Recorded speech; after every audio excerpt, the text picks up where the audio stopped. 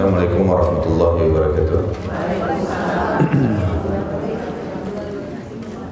Alhamdulillah, tidak pernah berhenti kita memuji Tuhan kita Allah atas segala nikmat yang dilimpahkan kepada kita, dari kesehatan, kekuatan, dan puncaknya adalah keislaman dan keimanan.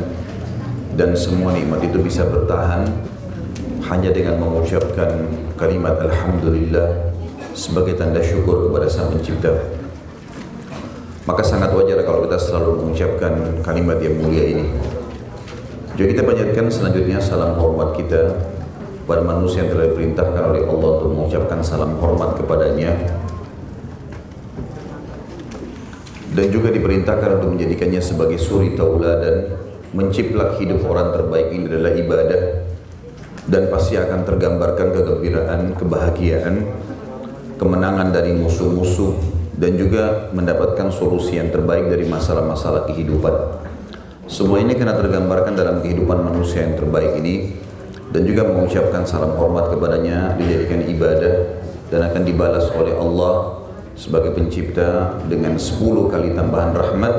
Maka sangat wajar kalau kita selalu mengucapkan salawat dan taslim kepada Nabi besar Muhammad sallallahu alaihi wasallam. Kita akan mulai membahas buku dengan judul At-Tadhkirah. Buku At-Tadhkirah ini ditulis oleh ulama yang sangat masyhur. Tentu nanti kita akan membaca biografi manusia yang telah dikaruniai oleh Allah nikmat ini dengan ilmu dan iman.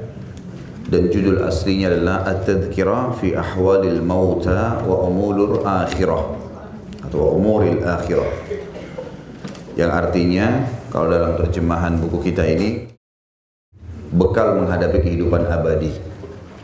Kalau ini terjemahan yang ditulis oleh penerjemah ya, kalau kita terjemahkan secara letter-let, sebenarnya At-Tadhkirah artinya peringatan, fi ahwalil mauta, semua yang berhubungan dengan seluk-beluk kematian, wa umuril akhirah, dan semua yang berhubungan dengan urusan akhirat. Kalau saya ringkaskan lagi adalah perjalanan menuju ke akhirat. Buku ini 2 jilid, dan kita insya Allah, semoga Allah berkahi, berusaha untuk menyampaikan semaksimal mungkin dan merincikan dan menyelesaikan sekaligus buku ini. Semoga saja ini bisa menjadi amal jariah buat kita dan juga menjadi ilmu yang bermanfaat, karena memang mengingat masalah bahasan-bahasannya ini adalah bahasan yang sangat luar biasa. Artinya tidak ada lagi yang bisa mengalahkan puncak daripada mencapai keimanan dari bahasan seperti ini, atau mengalahkan bahasan ini. Kita lihat poin-poinnya, ada kematian, ada masalah ruh, ada alam kubur. Ya, ini masih di cover depannya buku kita ya. Ada bahasan di situ. Di bagian depan buku ini ada dilihat poin-poinnya. Ada kematian, ruh, alam kubur, tanda-tanda kiamat, tiupan sangkakala, syafaat, catatan amal, sirat, kemudian surga dan neraka. Untuk lebih lengkapnya, kita akan membahas terlebih dahulu siapa penulis buku ini. Dan itu ada di halaman pertama di bahasan kita tentunya ya. Tetapi seperti biasa, saya sudah sering mengingatkan Bapak Ibu sekalian, kalau membaca buku dimulai dari apanya? Daftar isi. Cuma 3 orang yang tahu, Masya Allah. Yang lain entah ke alam mana ya. Daftar isi harus terlebih dahulu. Daftar isi itu akan membantu kita memahami ringkasan dari apa yang akan dibahas. Nah, karena kita mau bahas sama-sama, maka nggak ada masalah kita mulai dari awal sampai akhir. Tapi kalau Bapak Ibu beli buku sendiri, maka lihat daftar isi untuk menarik kita supaya mau membaca dan menyelesaikan. Baca daftar isinya, lihat mana yang paling menggelitik buat kita, tanda kutip di sini, lalu mulai baca dari situ. Itu insya Allah akan membantu kita untuk bisa menyelesaikan buku. Kita mulai dari daftar isi sebelum membaca biografi dulu. Di daftar isi di sini sudah lihat daftar isinya? Jangan dianggap remeh ya, dibuka ini daftar isinya, lihat dulu. Sudah? Biasanya ibu-ibu tuh suka rewel, disuruh A buatnya B, ya. Ngeyel dulu, baru melakukan. Jangan tersinggung ya. Kalaupun tersinggung apa boleh buat. Tapi ini hanya sekedar mengingatkan saja. Di sini disebutkan di pembukaan dan ini akan kita fokus nanti bahasan juga biografi Imam Al-Qurtubi.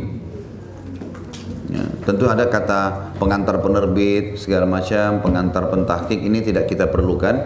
Kita masuk ke biografi Imam Al-Qurtubi.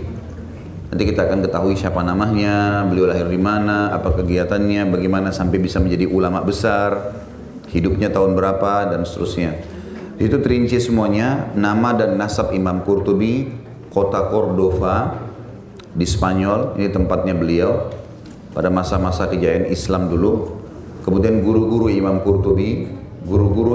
Qurtubi di Andalusia atau di Spanyol, guru-guru Imam Qurtubi di Mesir. Kemudian karya Imam Al-Qurtubi, wafatnya Imam Qurtubi, kemudian tentang masalah kitab At-Tadhkirah yang sedang kita bahas ini. Kemudian masuk ke inti bahasan-bahasannya. Yang paling pertama dibahas masalah kematian. Dan di situ segala macam yang berhubungan dengan kematian akan dibahas. Saya tidak bacakan satu persatu karena akan kita baca nanti insyaAllah. Semua berhubungan dengan masalah kematian lengkap sekali dibahas.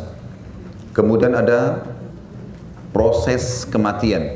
Jadi beliau pisahkan masalah itu. Beliau menjelaskan dulu tentang masalah kematian secara umum, kemudian ada proses kematian, ada babnya.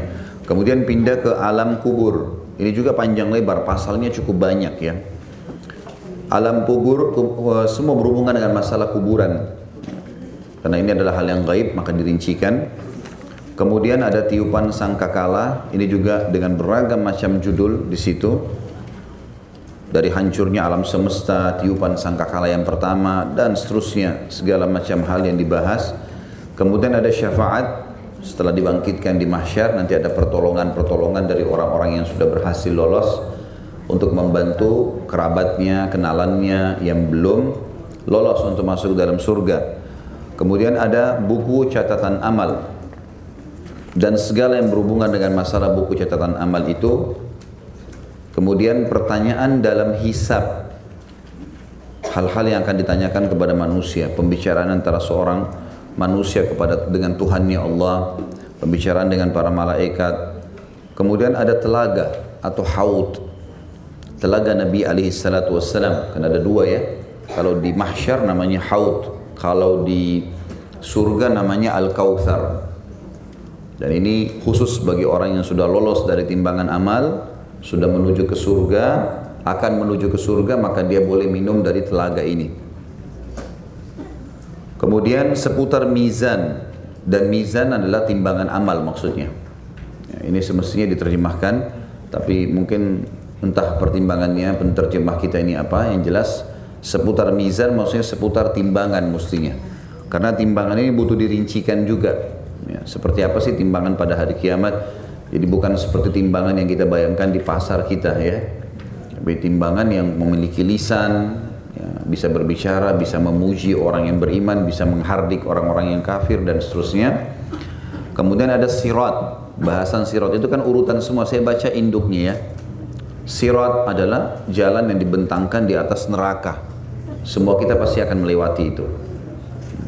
Tetapi yang beriman akan lolos. Ada yang secepat kilat, ada yang secepat menunggangi kuda, ada yang seperti orang berlari, ada yang seperti orang berjalan, ada yang seperti orang merangkak dan dia tercabit-cabit dengan adanya duri-duri besi di sana. Dan ada juga yang jatuh ke dalam neraka tergantung daripada amalnya. Ini yang akan dirincikan nanti panjang lebar masalah itu. Dan yang terakhir adalah masuk dalam masalah bahasan sirat, adanya surga dan neraka. Surga dan neraka. Ini kurang lebih induk daripada daftar isi yang akan kita bahas. Sekarang kita masuk ke biografi Imam Al-Qurtubi.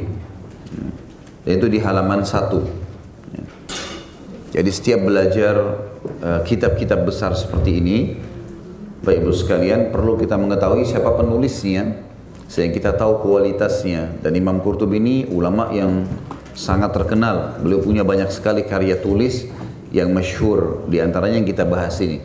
Dan juga beliau terkenal sekali dengan ilmu tafsirnya. Ada dikenal dengan tafsir Qurtubi.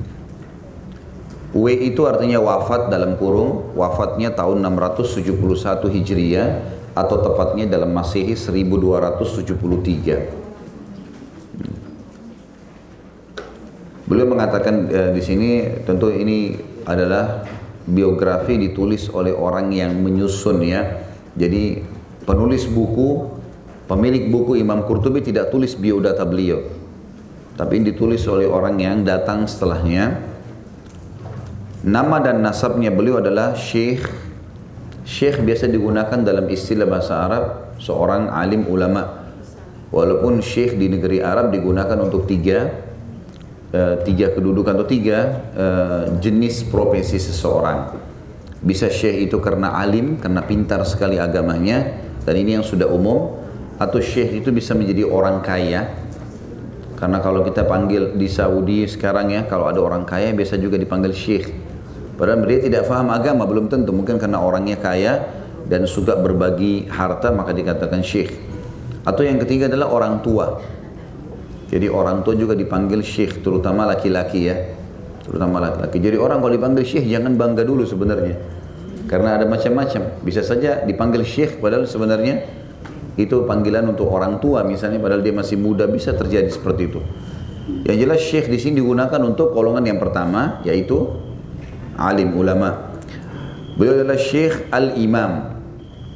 Imam juga digunakan di dalam istilah agama kita dan istilah bahasa Arab, Bapak Ibu sekalian. Imam khusus bagi orang yang sudah sampai pada tingkat ulama. Kalau kita di Indonesia kan biasa imam kita pakai hanya untuk imam masjid ya. Padahal sebenarnya kalau di Timur Tengah enggak.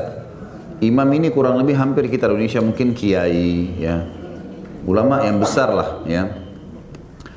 Al-alim ini julukan-julukan beliau, orang yang diakui oleh orang yang sezaman beliau, dan tentu orang yang datang setelahnya juga mengakui masalah itu, seorang yang sudah sampai pada level alim. Dan diistilahkan dengan alim kalau sudah menguasai berbagai macam bidang ilmu agama, Al-Quran dan tafsirnya, hadis dan juga berhubungan dengan hadisnya ada mustalah hadis ya. Kemudian ada ilmu jarh wa ta'dil, ya, itu banyak berhubungan dengan masalah itu. Kemudian dalam masalah fikih juga ada fikih dan usul fikih ya. Itu semuanya dikuasai. Dalam sejarah juga begitu, ada sirah dan ada tarikh.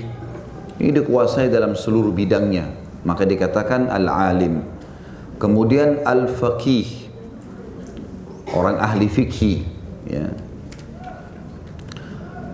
Al-faqih juga diberikan julukan kalau orang itu bisa menjabarkan hukum-hukum syar'i dengan beragam macam pendapat. Ini juga tidak semua orang. Ada orang alim tapi tidak diberikan julukan faqih.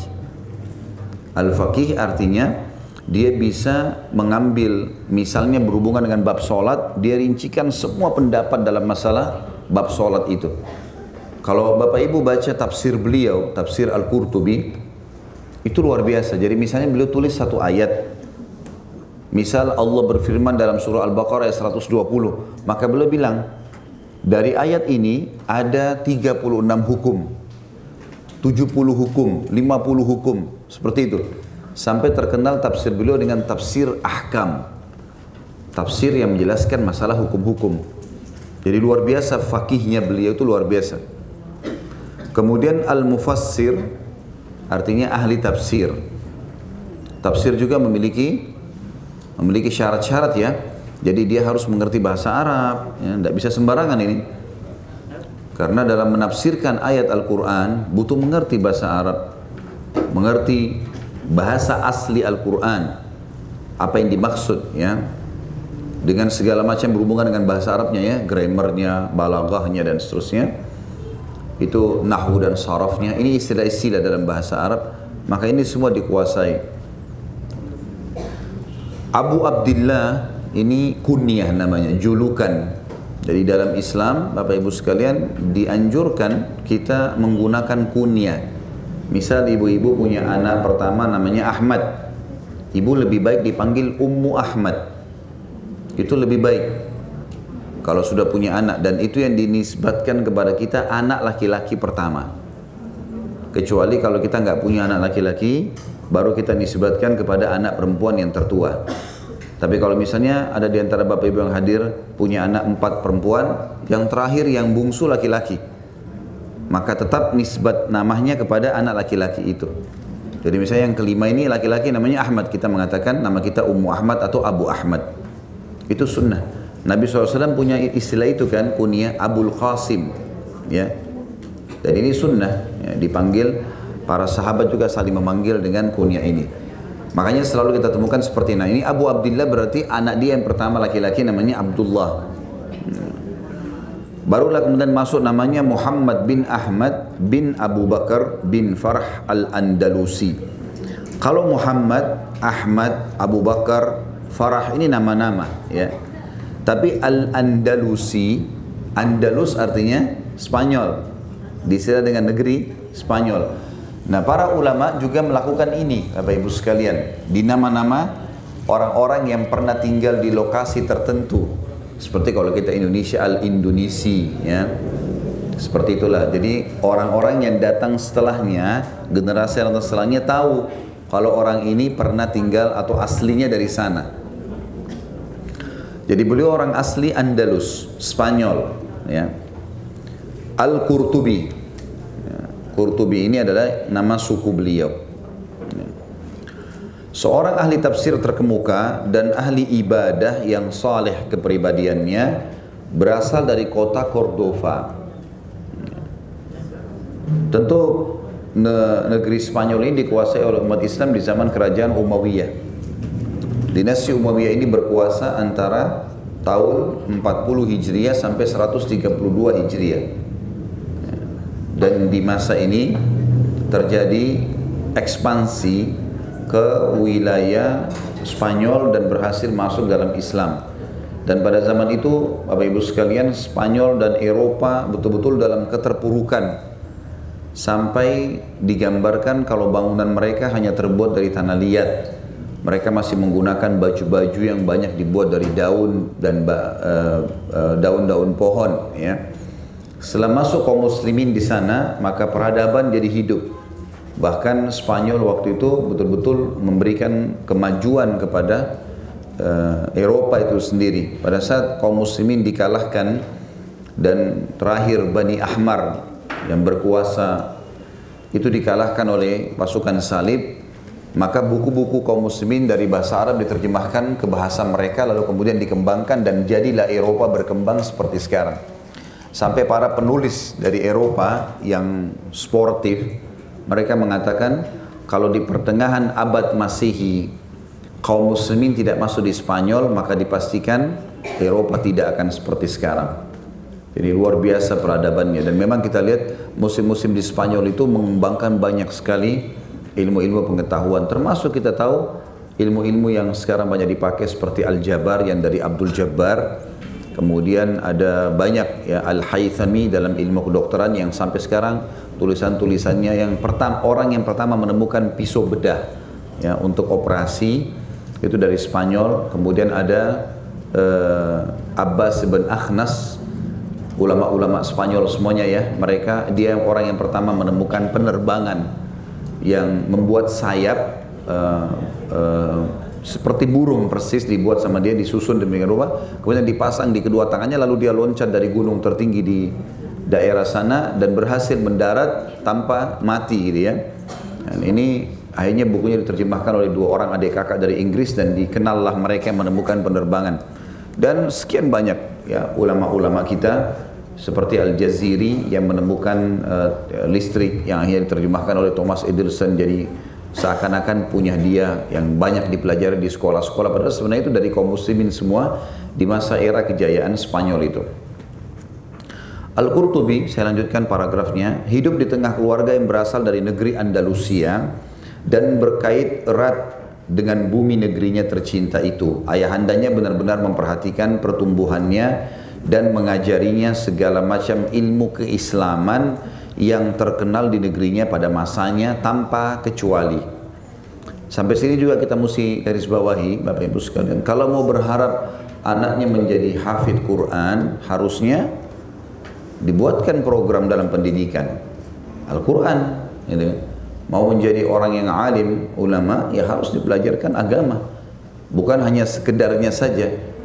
Kalau orang-orang hanya menjadikan anaknya sekedar dimasukkan ke sekolah-sekolah yang umum saja, maka ya begitulah hasilnya. Jangan heran kalau tidak mau disuruh tutup pakai jilbab, tidak mau disuruh sholat, suka berbohong, wajar, karena itu semua jauh dari agama. Tapi kalau mau anaknya jadi baik, ya memang harus ke agama.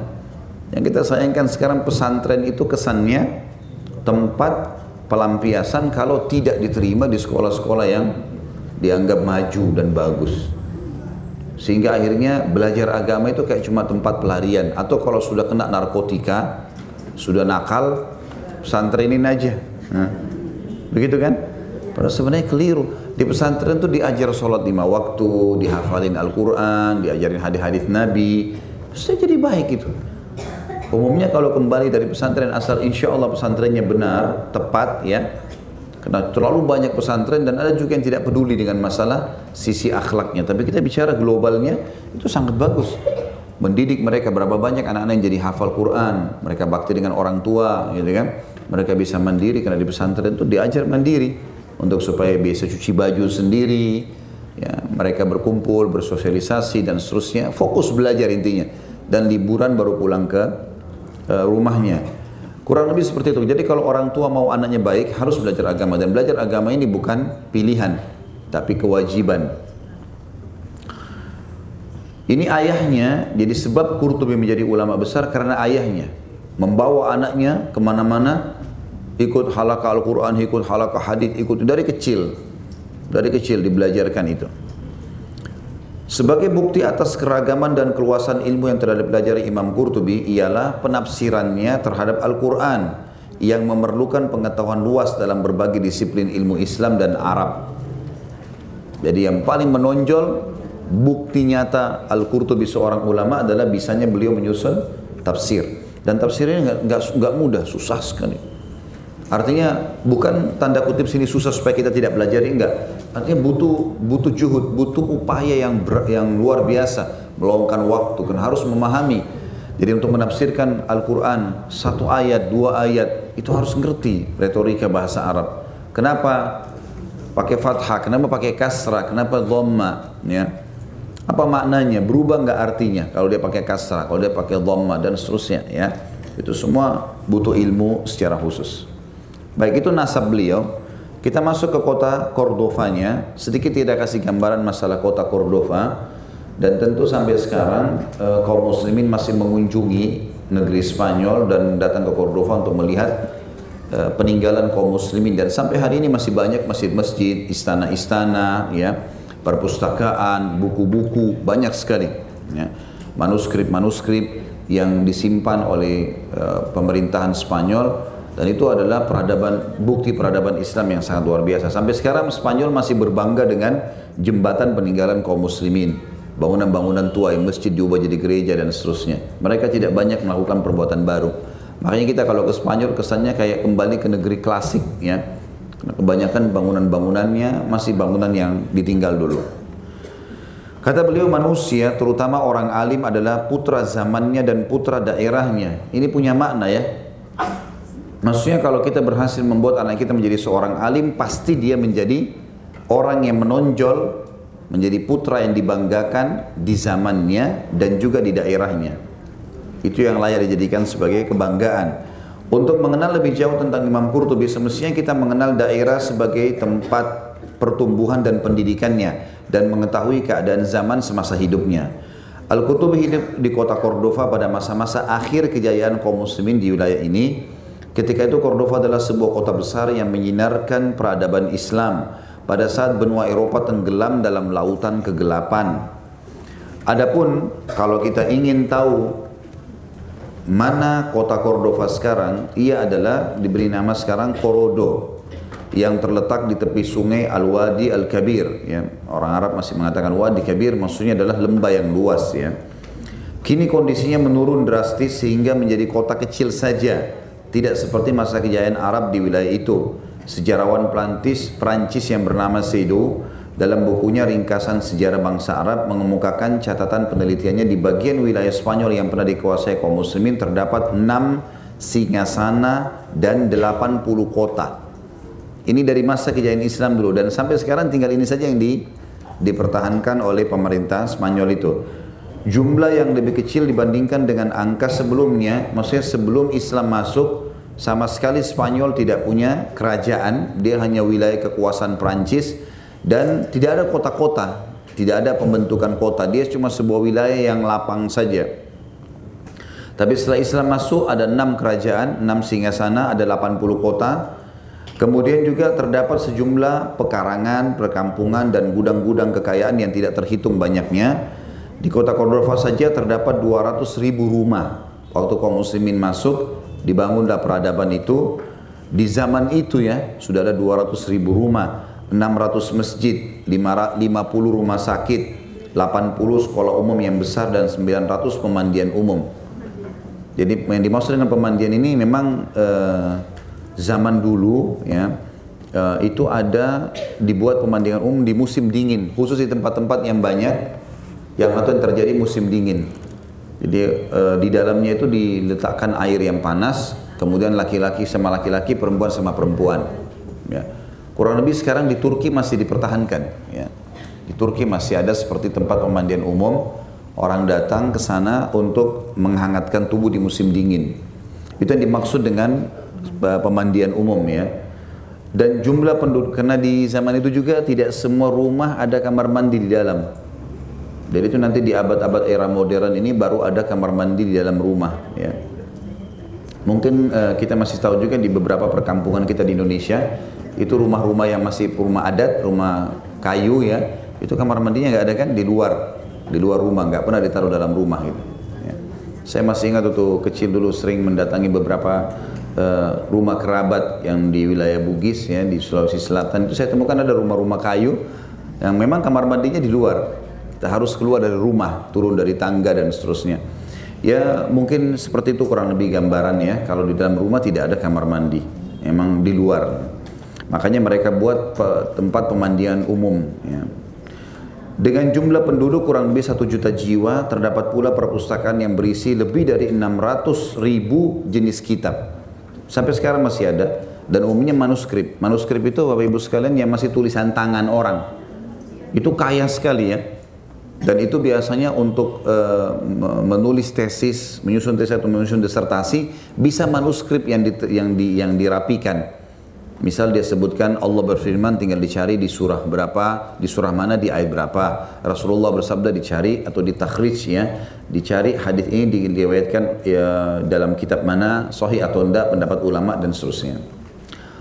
Kota Cordova direbut oleh kaum Nasrani pada tahun 1236 Masehi setelah dikuasai bangsa Arab, maksudnya kaum muslimin ya, sejak tahun 711 Masehi.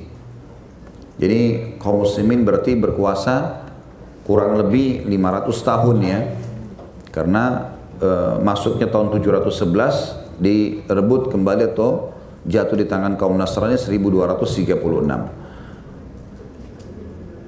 Dan pada saat itu kaum muslimin, kalau dibahasakan bangsa Arab berarti kaum muslimin, karena memang yang mengekspansi Islam ke sana orang-orang muslimin dari bangsa Arab pada saat itu ya, dari kalangan sahabat, dari kalangan generasi yang datang setelah tabi'in ya. Generasi sahabat yang datang setelah generasi itu, mereka ekspansi ke negara-negara di luar Jazirah Arab. Dikatakan pada saat itu bangsa Arab mencapai puncak kejayaannya di wilayah tersebut pada masa pemerintahan Bani Umayyah tahun 756 atau 1031 Masehi. Saat itu Cordova merupakan daerah terkaya dan paling maju di Eropa. Cordova mengalami kemunduran setelah jatuhnya Daulah Umayyah atau dinasti Umayyah. Kota itu kemudian tunduk kepada pemerintahan Sevilla pada tahun 1078 Masehi dan selanjutnya dikuasai oleh Raja Castilla Ferdinand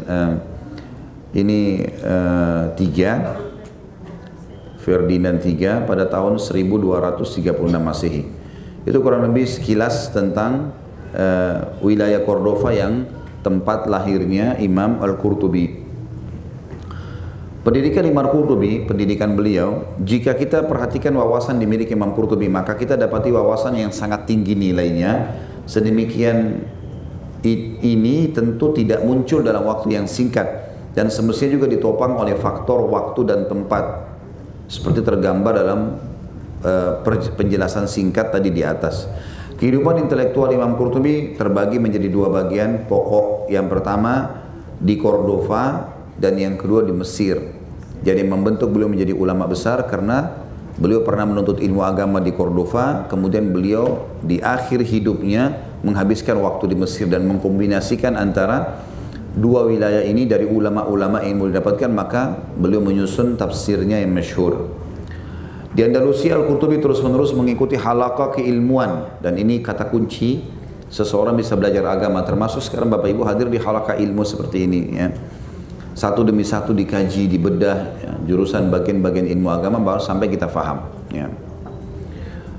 Dan kami sudah coba lakukan semaksimal mungkin, semampu dan dengan keterbatasan ilmu yang kami miliki di web yang sudah kami angkat di YouTube di www.khalidbasanama.com itu memang resmi, dan saya sarankan Bapak Ibu mengunjungi web itu karena terlalu banyak orang yang buat channel-channel yang tidak jelas sehingga mengambil potongan-potongan saja, dan banyak orang yang bilang, Ustaz saya sudah dengar ceramahnya, terus ternyata cuplikan yang ditonton itu bukan ceramah yang lengkap tapi cuplikannya, sehingga tidak maksimal. Kalau di web kita sudah coba lakukan itu, Bapak Ibu bisa beli bukunya seperti Kajian Minhajul Muslim, Bulughul Maram, kemudian dibedah satu persatu. Per pertemuan kayak kita sekarang butuh 2 jam pertemuan. Jadi kalau misalnya ada 30 episode, berarti 2 jam kali 30 gitu kan. Itu bisa 600 jam sebenarnya. Jadi bukan hanya sekedar cuplikan 7-8 menit. Sayang ilmunya tidak diambil seperti itu, dan di YouTube kami nggak bisa mengaturnya karena setiap pekan ada uploadan ya. Ini kurang lebih sedikit seperti berhubungan dengan masalah ini. Halaqah ilmu itu penting sekali. Imam Qurtubi terus-menerus mengikuti yang diadakan di masjid-masjid maupun di sekolah-sekolah.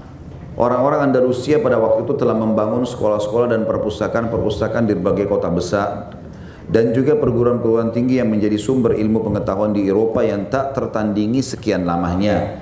Dari sumber-sumber itulah Imam Qurtubi menimba keilmuannya yang pertama. Adapun tentang pendidikan yang dia peroleh di Mesir, maka bisa kita ceritakan atau kami ceritakan di sini bahwa secara umum Al-Qurtubi telah pergi meninggalkan Andalusia setelah berpindah-pindah ke berbagai kota di negeri ini menuju ke Mesir dan tinggal di kota Iskandaria. Iskandaria terkenal kota yang cukup jauh ya, mungkin sekitar kalau tidak salah 200 km dari kota Kairo. Terkenal pantai ya, yang merupakan pintu utama bagi pendatang dari arah utara ke Laut Tengah dan menuju ke Mesir. Al-Qurtubi sering berpindah-pindah ke berbagai kota di Mesir.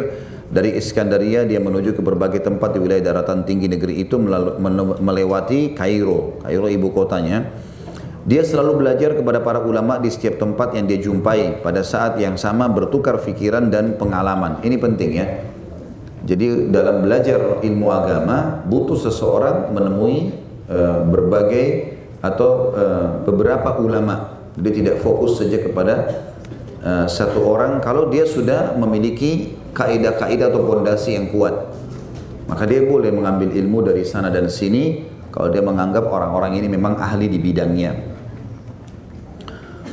Pada saat yang sama bertukar pikiran dan pengalaman hingga akhirnya menetap di satu kota namanya Kos, sebuah kota di wilayah daratan tinggi. Di Kos inilah dua buah pengajaran ilmu dari Cordova dan ilmu dari Mesir bersinergi lalu menghasilkan satu formulasi ilmu pengetahuan yang sangat tinggi mutunya dan menghiasi imam kita Al-Qurtubi.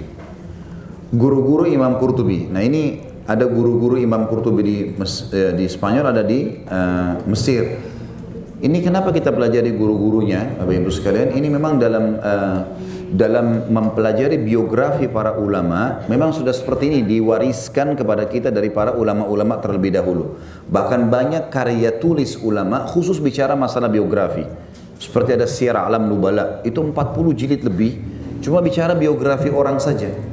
Misal kita mau cari ulama bernama Abdullah di zaman mana, kita bisa cari, dia susun berurut Abdullah siapa saja. Sekian ratus orang dibahas semua sama dia.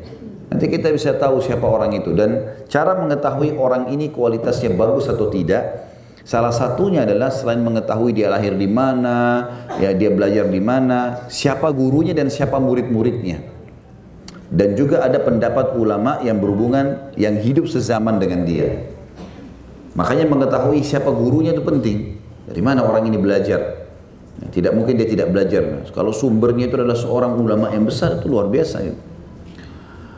Kalau guru beliau dari Andalusia, itu ada 3 ulama besar yang beliau belajar dari sana. Al-Qadi Abu Amir Yahya bin Amir bin Ahmad bin Mani'. Ini masyhur sebagai ulama fikih. Yahya bin Abdurrahman bin Ahmad bin Abdurrahman bin Rabi, ini terkenal dengan ilmu hadisnya. Ahmad bin Muhammad bin Al-Qaisi yang terkenal dengan Ibnu Abi Hujjah. Ini juga ahli dalam hadis. Guru-guru Qurtubi di Mesir, guru-gurunya cukup banyak. Ada Abu Bakar Muhammad bin Walid, seorang tokoh yang berasal dari Andalusia juga. Dijumpai Al-Qurtubi di Madrasah At-Turtusi. Al-Hafidh As-Salafi Abu At-Tahir Ahmad bin Muhammad bin Ibrahim Al-Asbahani. Ini salah satu ulama hadis yang sangat masyhur, Imam Al-Asbahani. Kemudian Ibnu Jumaizi, Bahauddin, Abu Al-Hasan dan seterusnya. Ini terkenal dengan ahli fikih dalam mazhab Syafi'i. Kemudian Ibnu Rawaj, ya. Ini juga salah satu ulama fikih. Abul Abbas Ahmad bin Umar bin Ibrahim Al-Maliki, ini juga terkenal dengan ilmu fikihnya dan ilmu hadisnya. Kemudian ada selain daripada itu juga yang Imam Qurtubi belajar dari mereka, ya, di antaranya Al-Hasan bin Muhammad dan seterusnya. Disebutkan Al-Qari yang terkenal dengan ahli membaca Al-Quran. Dan saya ringkaskan ini, saya tidak bacakan semua nama-namanya. Karya Imam Qurtubi telah menulis berbagai kitab tentang tafsir hadis, qiraat. Qiraat itu adalah tata cara membaca Al-Quran. Ya. Karena ada banyak sekali ya bacaan-bacaan Al-Quran yang sudah masyhur dikenal dengan bacaan 7. Bacaan 7 ini ada bahasan, saya tidak bahas sekarang tentunya. Jadi seperti wadduha bisa jadi wadduhai. Ada retorika bacaan dan itu benar semuanya. Dan itu dibenarkan sesuai dengan riwayat-riwayat yang dinukil dari para sahabat. Kurang lebih ada 7 macam bacaan Al-Quran dikenal dengan ilmu qiraat. Ya. Makanya di sini beliau menguasai masalah itu dan beliau bukunya karya tulis. Dan ilmu-ilmu lainnya tentang supranatural atau metafisika. Antara lain yang paling terkenal adalah Al-Jami' li Ahkam Al-Quran wa Al-Mubin lima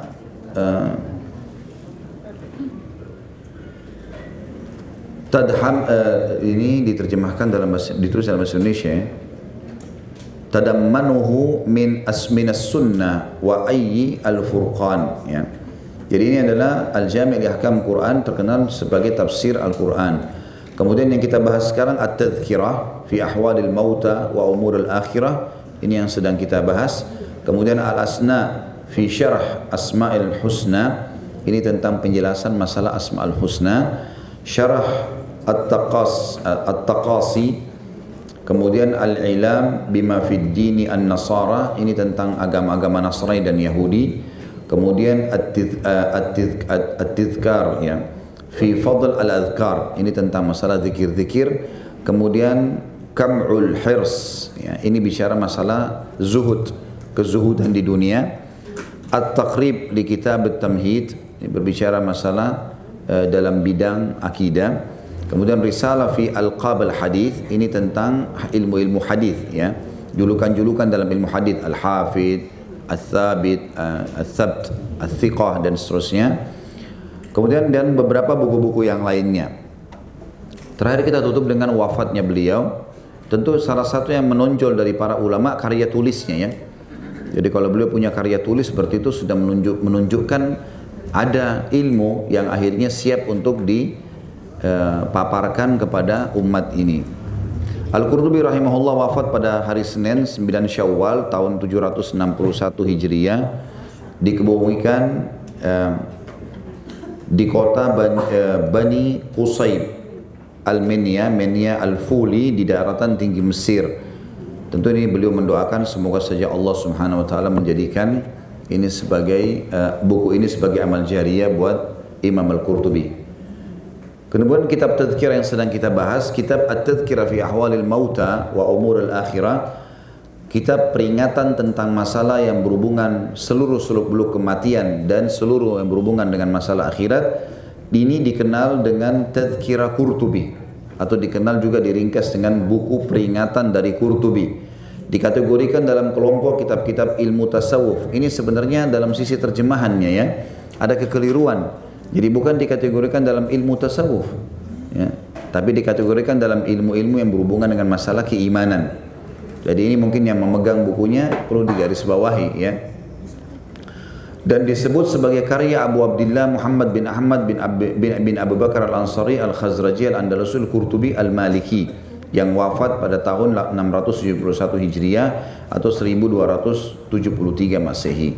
Dalam kitab ini pengarangnya mengulas tentang kematian dan hal ihwal orang-orang mati, tentang surga dan neraka, dan peristiwa yang berkaitan dengan Al-Masih Dajjal, tentang Dajjal, Dabbah atau hewan melata yang akan muncul di akhir zaman, Ya'juj dan Ma'juj, dua suku yang akan keluar nanti, yang akan membuat kekacauan di muka bumi sebelum kiamat besar, sebelum terjadi tiupan sangkakala dan yang lain-lain.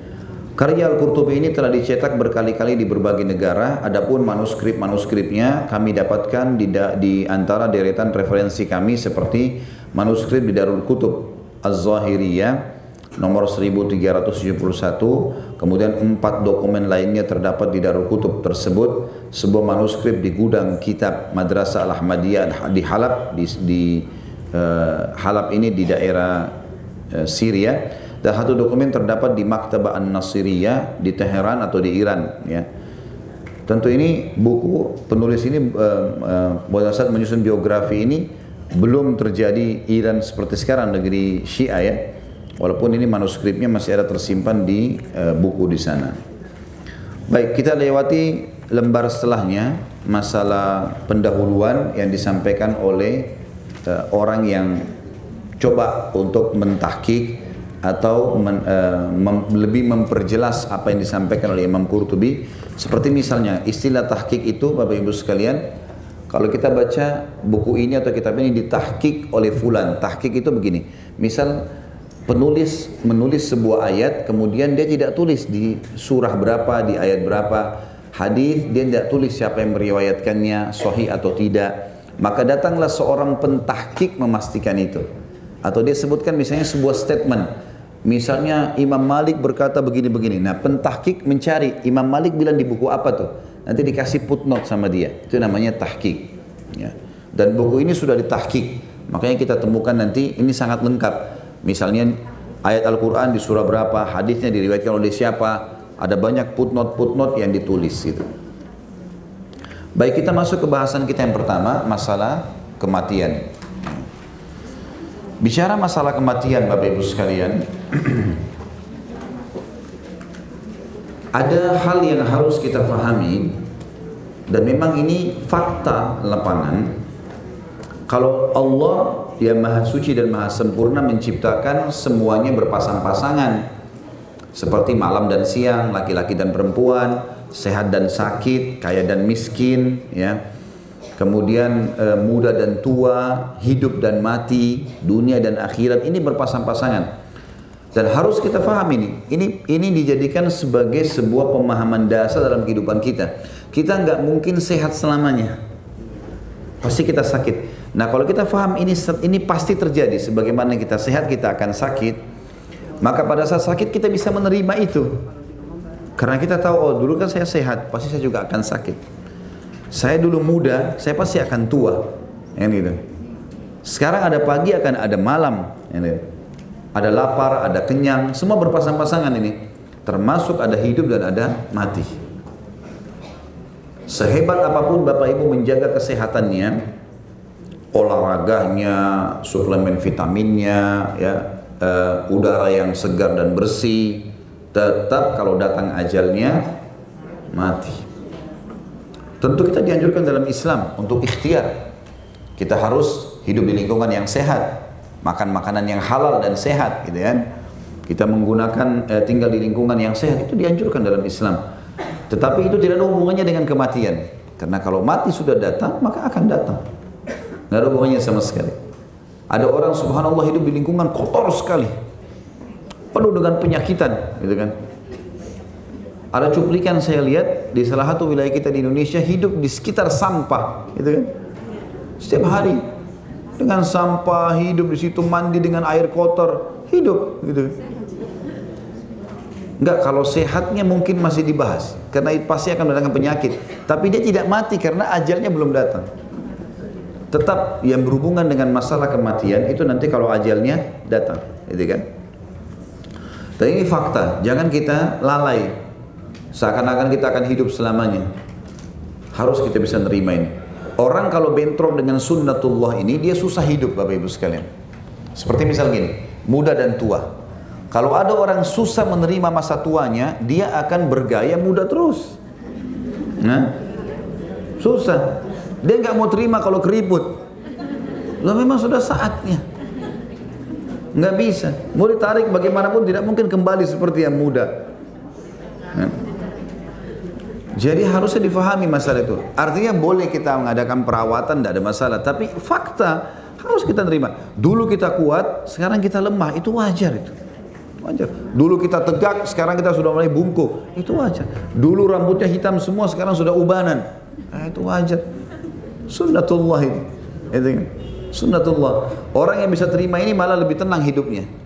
Karena tahu, oh, ternyata memang sudah saatnya. Gitu kan? Sudah saatnya.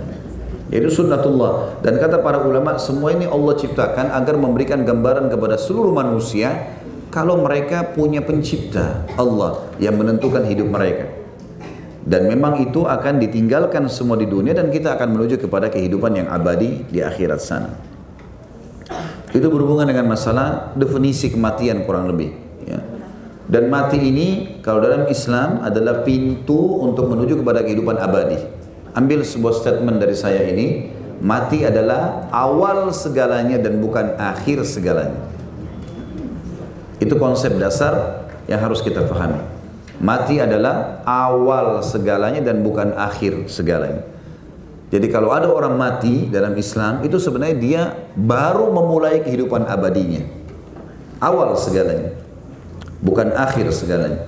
Kan banyak orang kalau ada kematian dia nangis-nangis, dia teriak-teriak. Sebenarnya yang meninggal itu sedang menuju kepada keabadian, kitanya yang belum. Kenapa harus ditangisi? Islam tidak melarang kita merasa sedih karena kehilangan, tapi tidak boleh niyaha.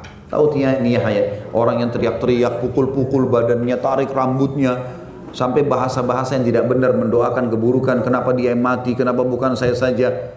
Itu kan semua tidak boleh dalam Islam, namanya niyaha. Imam Az-Zahabi rahimahullah masukkan dalam kategori dosa besar, ya.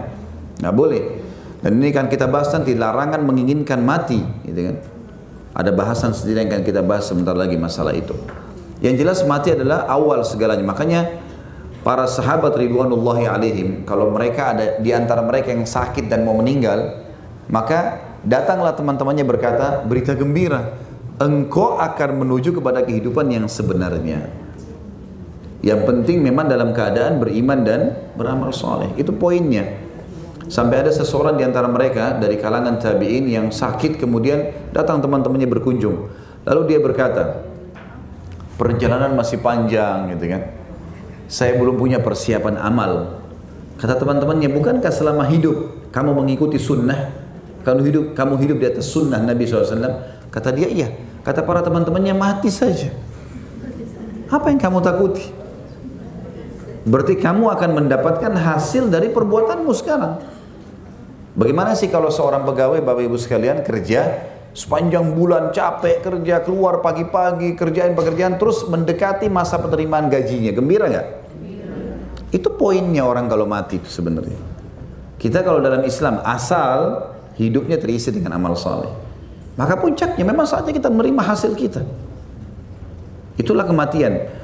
Maka mati bukan sesuatu yang harus membuat kita ketakutan, kecuali memang dasarnya dia tidak beramal.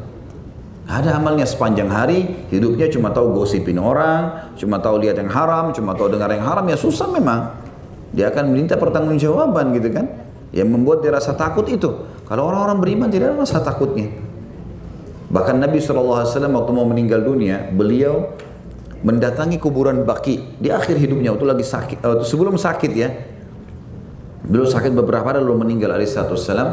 Beliau ditemani oleh salah satu pegawainya, maksudnya pelayannya beliau SAW. Masuk Baqi, lalu beliau mengatakan, setelah mengucapkan doa-doa untuk mereka, beliau mengatakan, sungguh fitnah telah datang. Dan ketahuilah, aku telah diberikan pilihan oleh Tuhanku untuk hidup di dunia sampai menjelang hari kiamat. Nabi SAW dapat pilihan, dan ini hanya untuk nabi-nabi saja. Sekali lagi, hanya untuk nabi-nabi.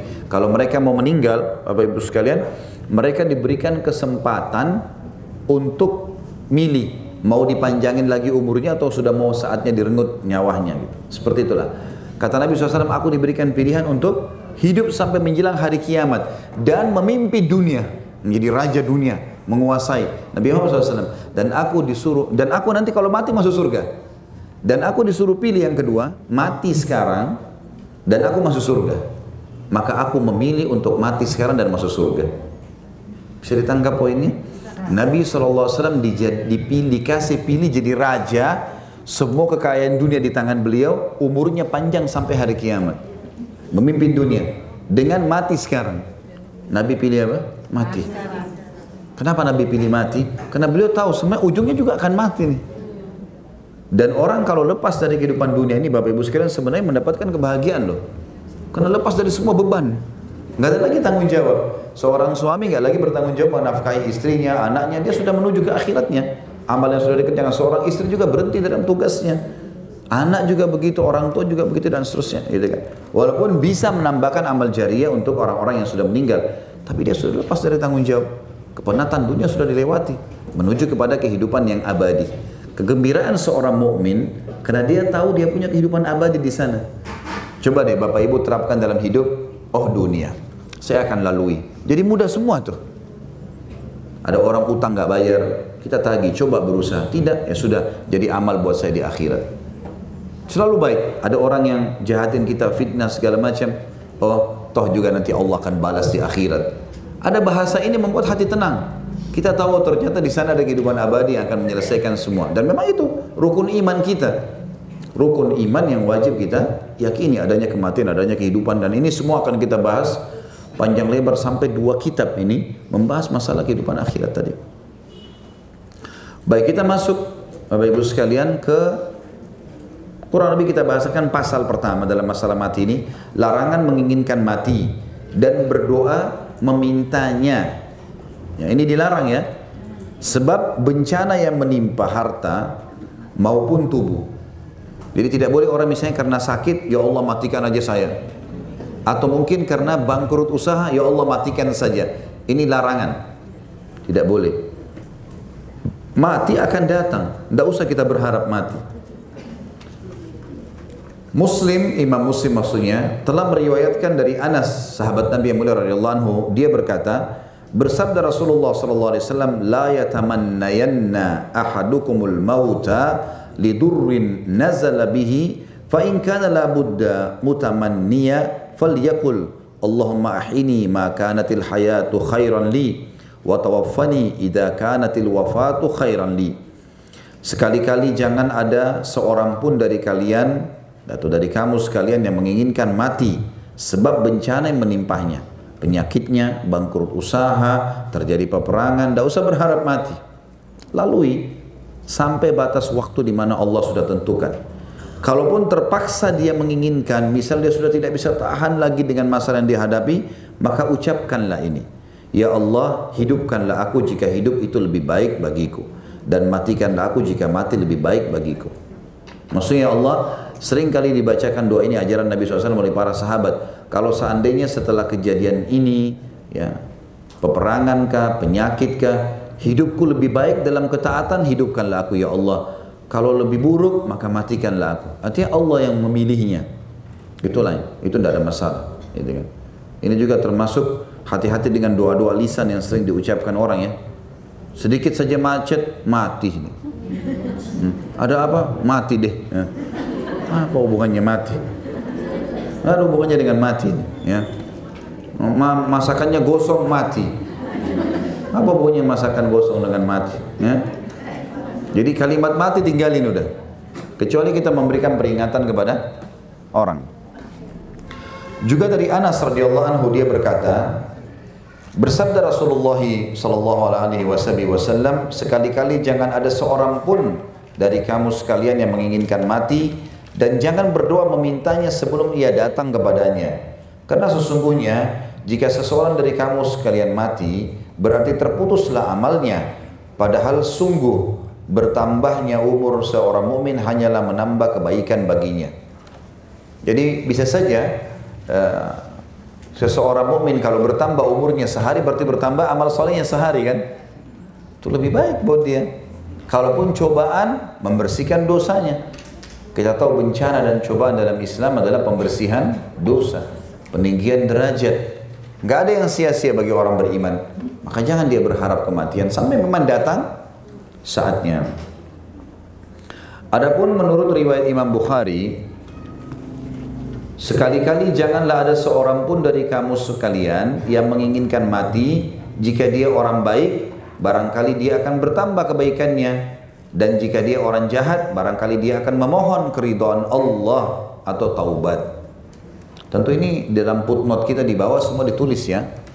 Kalau tadi itu yang hadis yang pertama sekali kita baca tidak boleh berharap kematian, ada footnote nomor 1 di halaman 11, Sahih Bukhari nomor 5671 dan Sahih Muslim nomor 2680. Dan hadis yang kedua tadi yang kita baca masih di halaman 11 di footnote nomor 2 Sahih Muslim nomor 2682. Dan hadis yang baru saja kita bacakan tadi di footnote nomor 3 hadis Sahih Bukhari nomor 5673. Sedangkan Al-Bazzar salah satu penyusun buku hadis. Ya, seperti Bukhari, Muslim, Al-Bazzar juga punya buku hadis. Dia meriwayatkan dari Jabir bin Abdullah radhiyallahu anhuma. Jabir dan Abdullah adalah sahabat Nabi, dia dan ayahnya, berkata, bersabda Rasulullah SAW, janganlah kalian sekalian menginginkan mati karena kedahsyatan di awal kematian amatlah berat, dan sungguh bahagia jika seorang hamba diberi panjang umur lalu Allah mengaruniakan taubat kepadanya. Hadis ini sanadnya hasan, diriwayatkan oleh Imam Ahmad juga di nomor 332. Dan Al-Haythami juga menyebutkan dalam Majma' Az-Zawaid nomor 203. Sekarang kita masuk ke sub yang lain. Hakikat mati itu, menurut para ulama, kematian bukan sekedar ketiadaan atau kebinasaan belaka, tetapi sebenarnya mati adalah terputusnya hubungan ruh dengan tubuh, terhalangnya hubungan antara keduanya, dan bergantinya keadaan dari satu alam ke alam lainnya. Jadi kurang lebih kalau kita simpulkan dua hal yang ditekankan oleh Imam Qurtubi di sini rahimahullah. Beliau mengatakan kematian definisinya adalah berpisahnya ruh dengan tubuh. Ya. Karena sekarang yang membuat kita bisa bergerak, bisa melihat, bisa ngomong segala macam adanya ruh dalam tubuh kita. Badan ini seperti kendaraannya. Ya. Nah ruh ini dikeluarkan karena sudah saatnya dia harus berpisah dengan jasad tadi. Dan bergantinya keadaan ruh itu dari alam dunia ke alam lainnya, maksudnya alam barzah. Alam barzah ya. Dan ruh tidak akan pernah kembali lagi ke alam dunia. Jadi nggak benar tuh kalau ada yang mengatakan pada saat orang meninggal masih ada 40 hari ruhnya di rumahnya. Ya. Itu sudah tidak ada, ruhnya sudah dibawa ke alam barzah. Udah nggak ada hubungannya sama sekali. Ya, makanya Nabi SAW berkata, hari Jumat adalah hari yang paling mulia. Maka perbanyaklah salawat untukku karena salawat kalian akan dihantarkan kepadaku. Maksudnya dibawa ke alam barzah di mana Nabi SAW di sana, karena semuanya hidup di sana. Ya. Kemudian beliau mengatakan mati termasuk musibah terbesar dan Allah SWT menyebutnya dengan nama musibah. Yang dimaksud dengan musibah di sini adalah kata para ulama dia akan menjadi musibah bagi orang-orang kafir atau orang fasik yang tidak sempat bertaubat dan beriman. Dan yang dimaksud musibah bagi orang yang sedang meninggal kalau orang beriman adalah keluarganya merasa kesedihan. Tapi bagi orang beriman sendiri bukan musibah. Bagi orang beriman sendiri, kata ulama, dia bukan musibah. Sebagaimana sudah saya jelaskan tadi, dia malah kebaikan menuju kepada kehidupan abadi. Allah berfirman dalam surah Al-Maidah ayat 106, A'udzu billahi minasyaitonir rajim, fa asabatkum musibatul maut. Lalu kalian ditimpa musibah kematian. Saya sudah bilang tadi, ini akan menjadi hal yang berat bagi orang-orang yang kafir dan fasik, dan dia akan menjadi musibah bagi keluarga orang-orang beriman yang merasa sedih, ya. Dengan demikian, mati memang musibah terbesar dan bencana paling dahsyat. Ya, tentu di sini kerinciannya adalah bagi orang yang tidak sempat beriman dan beramal saleh. Sungguh pun demikian, para ulama kita mengatakan bahwa ada musibah yang lebih besar daripada mati, yaitu lalai terhadap kemati, tidak peduli dan jarang memikirkannya, serta tidak beramal baik sebagai persiapan untuk menghadapi kedatangannya. Padahal mati itu sendiri merupakan pelajaran bagi orang yang mau mengerti, sekaligus pemikiran bagi orang yang mau berfikir. Dalam sebuah kabar itu informasi yang diriwayatkan dari Nabi SAW di dalam sebuah riwayat, tapi riwayat ini dilemahkan oleh para ulama hadis, ya. Andaikan binatang ternak mengerti atau pelajaran dari kematian sebagaimana yang kalian ketahui, niscaya tidak ada seekor binatang gemuk yang bisa kamu makan, ya. Tapi riwayat ini tentu dilemahkan oleh para ulama. Yang jelas di sini mati itu akan menjadi musibah bagi orang-orang yang memang tidak ada persiapan untuk itu. Ini mirip dengan sabda Nabi SAW, orang yang cerdas dari umatku, orang yang selalu punya persiapan untuk menghadapi kematian, dan orang yang bodoh adalah orang yang berangan-angan sampai akhirnya dia tidak berbuat amal sedikit pun. Gampang, saya masih muda, itu kan nanti aja, ya. Besok aja sholat malamnya, ya, nanti aja puasanya, terus aja syaitan bisikin dan diiyakan. Ini orang yang bodoh sebenarnya, ya, karena syaitan memang tidak mau kita beramal saleh, ya. Tidak mungkin syaitan membiarkan kita beramal saleh. Maka sekali luput amal saleh di hari itu, maka akan luput kebaikan yang banyak dari kita dan tidak bisa diperbaikin. Riwayat lain menyebutkan bahwa seorang badui berjalan mengendarai ontanya, tiba-tiba onta itu jatuh tersungkur lalu mati. Maka badui itu turun mengitari kendaraannya dan bertanya-tanya, kenapa kamu tidak mau berdiri? Kenapa tidak mau bangkit? Anggota tubuhmu masih lengkap dan seluruh alat indramu masih utuh. Tapi mengapa? Apa yang membuatmu begini? Apa yang menjadikanmu bisa berdiri? Dan apa yang membuatmu sekarang tersungkur? Dan apa yang telah mencegahmu untuk bergerak? Akhirnya onta yang sudah tidak bernyawa itu pun ditinggalkannya. Dia pulang sambil tetap terheran-heran memikirkan kejadian tadi. Artinya mati itu pasti akan datang dan tidak mungkin luput dari seseorang. Sampai orang Badui ini diberikan gambaran bagaimana dia naik unta yang segar, sehat, terus tiba-tiba tersungkur jatuh. Dan karena dia tidak memiliki ilmu, maka dia bertanya-tanya, kenapa? Dia berusaha mendorong tapi tidak akan bisa bergerak. Seperti itulah kurang lebih kasus kematian kalau datang kepada seseorang. Kata beliau, benar, orang-orang pun menyenandungkan syair tentang seorang tokoh pemberani yang tiba-tiba mati. Sebelum kematiannya tiba, pertanda telah datang mengabarinya. Ia jatuh terkapar, terhengak pada tangan dan mulutnya.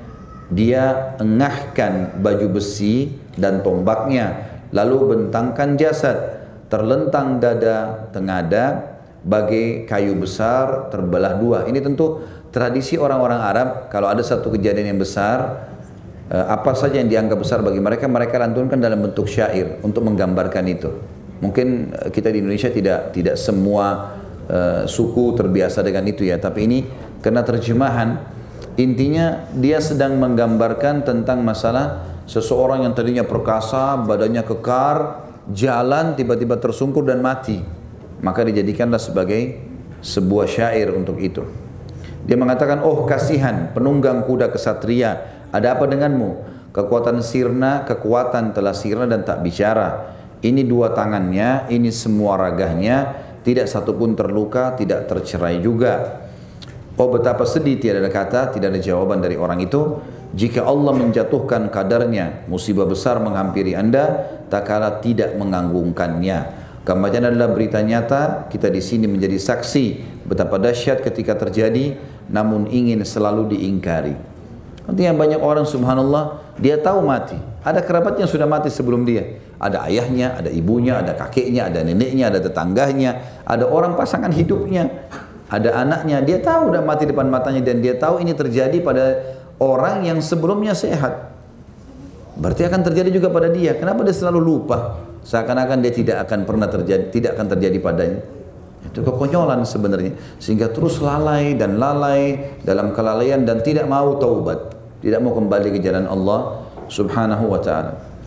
At-Tirmidzi ini salah satu ulama hadis dari pemilik buku 6 buku yang masyhur ya, ada Bukhari, Muslim, Abu Dawud, Tirmidzi salah satunya, Nasai dan Ibnu Majah. Al-Hakim ya, Al-Hakim juga adalah salah satu ulama hadis yang memiliki buku namanya Mustadrak ya. Buku hadis juga dijadikan rujukan oleh para ulama.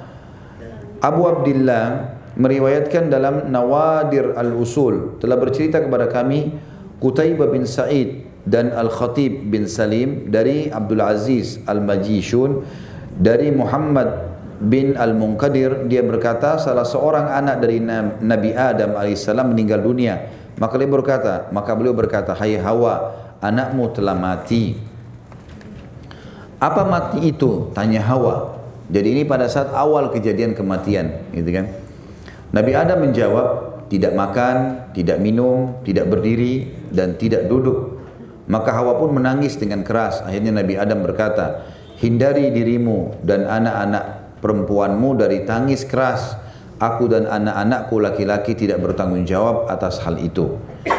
Dan ini tentunya hadis yang dianggap munqati', artinya terputus jalurnya. Tetapi Al-Munqadir yang meriwayatkan riwayat ini adalah orang yang terpercaya ya. Ini terpercaya. Intinya ini hanya melengkapkan bahasan tentang masalah hakikat kematian tadi. Kita kemudian masuk ke masalah penjelasan singkat tentang isti'tab ya. Pada pembahasan lalu terdapat kutipan sabda Nabi SAW yang berbunyi, nanti kita jelaskan sebentar.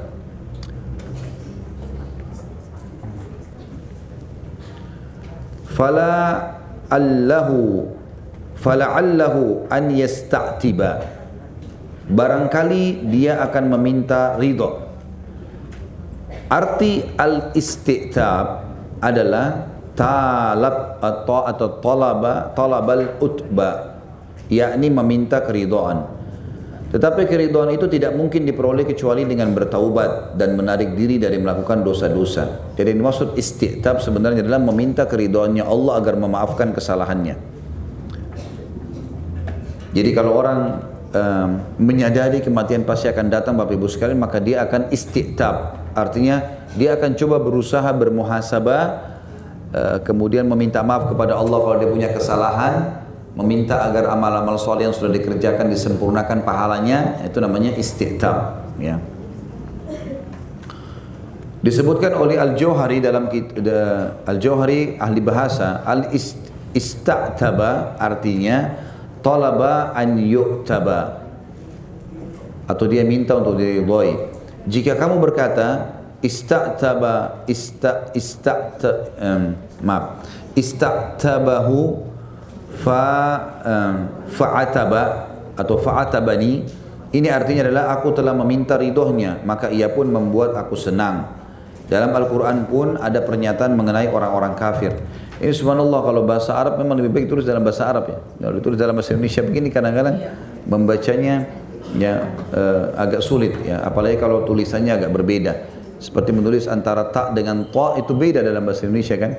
T biasa dengan TH itu harus dibaca dengan berbeda. Baiklah. Seperti Allah sebutkan dalam surah Fussilat ayat 24, A'udzu billahi minasyaitonir rajim wa in yasta'tibu fama hum minal mu'tabin. Dan jika mereka meminta ridha, maka tidaklah mereka termasuk orang-orang yang diridhai. Maksudnya adalah kalau orang sudah sempat meninggal dunia, maka tidak ada lagi permintaan ridho kepada Allah. Udah nggak bisa orang mati meminta ridhonya Allah. Apa yang dia lakukan dia akan terima. Allah sudah berikan dia umur yang cukup. Allah sudah berikan dia peringatan-peringatan yang sudah sering saya bahasakan pada saat kita dulu membahas kitab Bulughul Maram ya. Kalau hati-hati, Allah dengan kemahasempurnaannya menyayangi kita, Bapak Ibu sekalian, sangat sayang dengan kita. Terbukti ahli maksiat masih dikasih makan dan minum, gitu kan? Masih dikasih kesempatan taubat. Tentu beda dengan orang yang beriman. Kalau orang beriman dia sudah beramal saleh, maka Allah lipat gandakan pahalanya. Tapi Allah sangat sayang. Terbukti dalam hidup kita, walaupun kita sudah buat salah berulang-ulang, Allah masih kirimkan sinyal-sinyal agar kita taubat, gitu kan? Ada orang mau berbuat salah misalnya, maka Allah berikan dia rasa takut, khawatir, ya mau melangkah, merasa ketakutan. Kalau dia tetap melanggar, maka Allah datangkan peringatan yang lebih besar. Ya. Misal dia mau berzina, nanti akhirnya pasangannya telepon misalnya, dia tetap tidak hiraukan, maka datang peringatan lebih besar lagi. Mungkin ada tetangganya yang lihat, mungkin supaya dia malu, gitu kan. Tidak mau juga, maka nanti di hotelnya ketangkap dengan polisi, ya. Nanti masuk ke media. Kalau tetap juga keras kepala, sudah peringatan tentang begini, Allah rubuhin sekarang itu hotel, ya. Nanti ketangkap, kebongkar, dikeluarkan dalam kondisi naudzubillah telanjang, dipermalukan oleh Allah. Jadi harus hati-hati, dan Allah itu bentuk kasih sayangnya, ya Allah berikan peringatan. Dalam hal ibadah misalnya, kadang-kadang mungkin kita masih ngantuk malam hari, tapi kita terkaget, ya. Mungkin karena tangisan anak, kalau ibu-ibu mungkin masih punya anak kecil, atau mungkin kita digigit nyamuk. Kadang-kadang kita bangun sambil marah-marah. Tapi kalau kita renungi dengan keimanan, Allah bangunkan kita dengan cara itu, supaya bangun sholat malam. Bentuk kasih sayangnya Allah SWT. Jangan selalu dibawa dengan masalah sangka buruk dan pikiran-pikiran tidak baik. Ketahuilah Bapak Ibu sekalian, kalau seandainya ada seorang teman yang buruk menghubungi kita, atau kita ingin ada perasaan melakukan perbuatan buruk, itu berarti pelanggaran dan Allah tidak suka, jangan dilakukan. Dan kalau ada teman baik yang sedang menelpon kita, mengajak kita pada perbuatan yang baik, atau ada hati kita ingin berbuat kebaikan, kerjakan tanpa harus berpikir, ya, karena memang itu yang Allah Subhanahu wa ta'ala ridhai. Seseorang harus berpikir ke situ supaya tidak ada hisab yang berat buat dia pada hari kiamat nanti. Makanya Umar bin Khattab mewasiatkan kepada kita semua, hasibu anfusakum qabla an tuhasabu. Hisab diri kalian sebelum kalian nanti dihisab hari kiamat. Nanti kalau setiap hari ini Allah berikan kita fasilitasnya, bisa bernafas, fasilitas mata, segala macam, kekuatan, kita bisa bergaul, kita bisa mendapatkan harta sehingga beli makanan. Itu semua bukan kosong, akan ada pertanggungjawabannya. Dari mana sumbernya, apa yang kamu lakukan, itu semua akan ditanya hari kiamat. Kamu gunakan di mana, kamu dapatkan dari mana. Jadi bukan sembarangan, ya. Kemudian yang terakhir dalam pasal kita ini adalah benarkah ada orang yang ingin mati? Adapun mengenai siapakah yang menginginkan mati, maka riwayat dari Sahal bin Abdullah At-Tusturi bahwa dia berkata, tidak ada yang menginginkan mati kecuali 3 kelompok.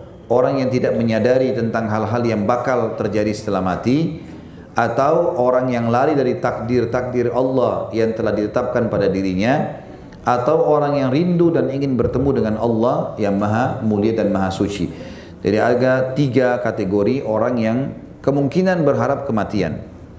Yang pertama adalah orang yang tidak tahu menahu sekali masalah apa yang terjadi kalau setelah mati, seperti orang ugal-ugalan, balap-balap. Dia tahu kalau tabrakan bisa mati, tapi dia nggak ada pikirannya nanti kalau mati ada apa. Atau dia berantem, tawuran, tahu nih nanti kena pedang bisa mati, segala macam, kena pisau, kena batu, tapi dia nggak pikir itu.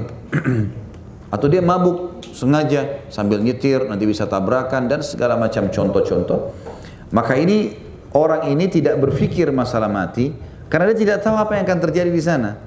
Sebenarnya mati berarti memutuskan seluruh amal dia, berarti kerugian buat dia sebenarnya. Kelompok yang kedua adalah orang yang lari dari takdir Allah, ya, yang telah ditetapkan pada dirinya. Maksudnya dia lari dari musibah yang sedang ada. Dia sudah tidak tahan lagi, mungkin karena bangkrut usaha, mungkin karena putus cinta, mungkin karena apalah istilahnya, bunuh diri, gitu kan. Nah, yang orang lari dari takdirnya Allah ini, apa hubungannya dengan itu semua? Ya. Dan yang terakhir ini yang positif adalah orang yang rindu ingin bertemu dengan Allah. Seperti orang yang pergi jihad, tahu dia akan mati, tapi dia tahu dia akan bertemu dengan Allah, maka dia menerima itu, dia mau. Ada riwayat lain mengatakan bahwa ketika malaikat mau datang kepada Nabi Ibrahim, Khalil Ar-Rahman. Khalil artinya kekasih, ya. Ar-Rahman adalah Allah yang Maha Pengasih. Ini istilah atau julukan buat Nabi Ibrahim alaihissalatu wassalam. Untuk mencabut nyawanya, beliau berkata, hai malaikat maut, pernahkah kamu melihat seorang kekasih mencabut nyawa kekasihnya? Atas pertanyaan itu malaikat maut bergegas menemui Tuhannya dan Tuhan pun berfirman kepadanya, katakan kepadanya, pernahkah kamu melihat seorang kekasih yang tidak ingin bertemu dengan kekasihnya? Maka malaikat itu pun kembali menemui Ibrahim dan kali ini beliau berkata, cabutlah nyawaku sekarang juga. Maksudnya di sini Ibrahim alaihissalam, memang semua nabi-nabi begitu ya. Kalau mau meninggal mereka masih dikasih pilihan, hanya untuk nabi-nabi saja. Seperti Nabi Musa alaihissalam diberikan pilihan, ya. Waktu malaikat maut datang dalam sebuah riwayat dikatakan, tapi dalam bentuk manusia. Lalu kemudian Musa bertanya, siapa kamu? Dia bilang, saya malaikat maut yang akan mencabut nyawamu. Nabi Musa pikir ini orang main-main, bukan malaikat, karena dalam poster manusia. Lalu sempat dipukul oleh Nabi Musa. Dalam sebuah riwayat begitu. Maka malaikat pun mengeluh kepada Allah. Lalu kemudian dia kembali dalam poster malaikatnya. Lalu Musa bertanya, apakah kau akan mencabut ruhku? Dia bilang, iya. Akulah tadi orang yang menjelma jadi manusia menanyakan kepadamu yang kamu sempat memukulnya. Tapi Tuhanmu memberikan pilihan kepadamu. Apa kau masih ingin dipanjangkan umurmu? Dia bilang, iya saya mau. Lalu Allah berikan pilihan, berapa tahun kau ingin hai Musa? Tuhanmu menawarkan 1000 tahun. Apa cukup? Kata Musa alaihissalam, cukup 1000 tahun, panjang sekali. Umur Nabi Musa alaihissalam waktu itu tidak sampai 100. Mau dikasih 1000 tahun, Nabi Musa mengatakan cukup. Lalu tiba-tiba Allah ilhamkan dalam hati Musa alaihissalam untuk bertanya lagi. Sebentar, setelah 1000 tahun nanti saya mati nggak? Kata malaikat maut, tentu pasti akan mati. Kata Musa, kalau gitu cabut aja sekarang. Sama aja nanti juga akan mati. Sementara beliau dalam kondisi sebagai nabi dan orang yang soleh kan gitu. Udah nggak perlu khawatir. Nah Ibrahim alaihissalam juga begitu. Waktu menghadapi malaikat maut di sini dalam riwayat ini dikatakan, dia sempat mengatakan, hai malaikat maut, tapi dengan bahasa santun. Apakah pernah kamu melihat seorang kekasih mencabut ruh kekasihnya? Maksudnya di sini Allah kekasihku. Allah juga memberikan aku julukan Khalil. Masa Allah mau cabut ruhku? Seperti itulah kurang lebih pertanyaannya. Maka waktu malaikat ini kembali kepada Allah, Allah mengatakan, katakan kepada Ibrahim, bukankah seorang kekasih rindu untuk bertemu dengan kekasihnya? Artinya mati ini membuat kau ketemu dengan aku. Itu pintunya, nggak bisa lewat dari situ. Siapapun dia. Maka Ibrahim AS faham dan mengatakan, cabutlah ruhku sekarang. Artinya ada orang yang berharap mati ini, tapi kayak ini kayak kalangan Nabi, ya. Karena dia dikasih pilihan untuk bertemu dengan Allah Subhanahu Wa Taala. Dan juga dalam riwayat yang lain, Abu Darda radhiyallahu anhu sahabat Nabi berkata, tidak seorang pun yang beriman kecuali dia meyakini bahwa mati adalah lebih baik baginya. Barang siapa tidak percaya kepada ucapanku, maka sungguhnya Allah Subhanahu Wa Taala telah berfirman dalam surah Al-Imran ayat 198, dan apa yang ada di sisi Allah lebih baik bagi orang-orang yang berbakti. Dan juga firman Allah dalam surah Al-Imran 178, dan janganlah sekali-kali mereka yang kafir itu menyangka bahwa pemberi tangguh kami kepada mereka, maksudnya umur yang masih ada, lebih baik bagi mereka. Begitu pula Hayyan bin Aswad berkata, mati adalah jembatan yang mengantar seorang kekasih kepada kekasihnya. Maksudnya kita akan menuju kepada kehidupan abadi. Jadi orang-orang beriman tidak akan pernah merasa sedih dengan itu. Allahu a'lam. Dan kita berdoa agar seluruh amal saleh yang pernah kita kerjakan, sekecil sampai sebesar apapun, diterima dengan kemahamurahannya sampai menjelang ajal datang nanti. Dan semoga seluruh dosa yang pernah kita kerjakan, sekecil sampai sebesar apapun, juga dimaafkan dan diganti dengan kemahamurahan Allah menjadi pahala. Dan kita selalu berdoa agar seluruh muslimin di Indonesia di bawah naungan ukhuwah Islamiyah, mereka selalu bersatu dan juga mereka selalu beribadah sesuai dengan wahyu Al-Quran dan Sunnah. Dan semoga Indonesia dikaruniai pemimpin muslim yang adil, yang kembali kepada Al-Quran dan Sunnah juga. Dan semoga Indonesia menjadi contoh bagi negara-negara yang lain. Dan tidak pernah lupa kita doakan saudara kita di Palestina, di Syria, di Yaman, di Irak, di Myanmar, di Aqsa, dimanapun mereka berada sedang tertindas. Semoga Allah ikhlaskan niat mereka, terima para syuhada mereka, mulakan Islam di tangan mereka dan tangan kita semua. Dan semoga Allah partisipasikan kita bersama mereka di pahala, baik dengan doa, dengan harta, juga dengan jiwa kita. Dan semoga Allah dengan kemahamurannya menyatukan kita semua di surga firdausnya tanpa hisab, bersama kita di majelis ilmu yang mulia ini. Kalau ada benar dari Allah, pada saudara saya mohon dimaafkan. Subhanakallahumma bihamdika, asyhadu an la ilaha illa anta astaghfiruka wa atubu ilaik. Wassalamualaikum warahmatullahi wabarakatuh.